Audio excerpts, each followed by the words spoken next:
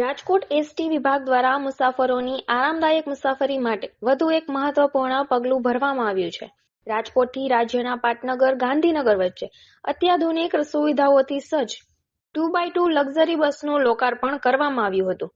લોકાર્પણ પ્રસંગે ધારાસભ્ય રમેશ ટીલાળા અને ડોક્ટર દર્શિતા શાહ, એસટી વિભાગના ડીસી હિમાંશુ જોશી અને ડેપો મેનેજર નરેશ ઠુમસ સહિતના અગ્રણીઓ ઉપસ્થિત રહ્યા હતા. આ નવી બસમાં એસી, આરામદાયક પુશબેક સીટ અને મનોરંજન માટે ટીવી જેવી અત્યાધુનિક સુવિધાઓ ઉપલબ્ધ કરવામાં આવી છે, જે મુસાફરોની મુસાફરીનો અનુભવ યાદગાર બનાવશે. સાથે જ મુસાફરોને બસોની માહિતી મેળવવામાં મુશ્કેલી ન પડે તે માટે નવનિર્મિત પૂછપરછ વિભાગનું પણ મહાનુભાવો દ્વારા ઉદ્ઘાટન કરવામાં આવ્યું હતું. આજે રાજકોટથી ગાંધીનગરની 4 વોલ્વો બસ ચાલુ હતી અને આજે 5મી બસ ચાલુ કરવાનો અહીંથી અમે પ્રસ્થાન કરવાના છે.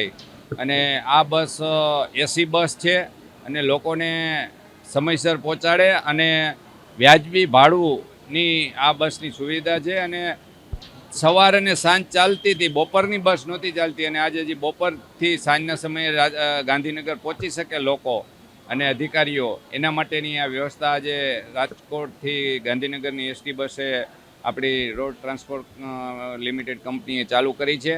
ત્યારે હું ગુજરાત રાજ્યના મુખ્યમંત્રી શ્રી ભૂપેન્દ્રભાઈ પટેલ અને ડેપ્યુટી સીએમ શ્રી હર્ષભાઈ સંઘવીને ખૂબ ખૂબ અભિનંદન આપું છું અને આભાર પણ વ્યક્ત કરું છું કે રાજકોટથી ગાંધીનગર જવા માટેની આજની બસની અમને માંગણીને સ્વીકારી અને આજે અમે એને પ્રસ્થાન કરવાના છે. ભાડું પ્રાઇવેટ બસો કરતાં નોમિનલ હોય છે અને આખી એસી બસ છે અને સજ્જ બસ એવી છે કે સેફટી પર્પઝ છે, બધા સીટ બેલ્ટથી માંડી અને બધી જ વ્યવસ્થા અંદર છે. અને મેઇન એની વસ્તુ એ છે કે આખી બસ ઇન્ડિયન છે, મેક ઇન ઇન્ડિયાના ભાગરૂપે. ત્યારે હું આ બસને ઇન્ડિયન હોવાના નાતે પણ આપણા આત્મનિર્ભરના જે કંઈ આપણો નારો છે ભારતના આપણા આદરણીય વડાપ્રધાન નરેન્દ્રભાઈ મોદીનો, એનો પણ આમાં આપણે પ્રસ્થાન કરી શક્યા છે, સાબિત કરી શક્યા છે. ત્યારે હું નરેન્દ્રભાઈને પણ ખૂબ ખૂબ અભિનંદન આપું છું કે આજે વિકસિત ભારત બનાવવાના જે સપના છે એમાં આ એક વધારે એક આપણે પગલું આગળ ભરીએ છીએ.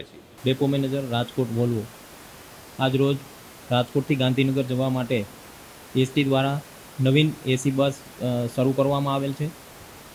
આ બસ ચોટીલા હાઈવે, લીંબડી હાઈવે થઈ અને ગીતા મંદિર બાયપાસ કરી આપણે નહેરુનગરથી ડાયરેક્ટ રાણીપ થઈ અને ગાંધીનગરની બસ સેવા શરૂ કરવામાં આવેલ છે.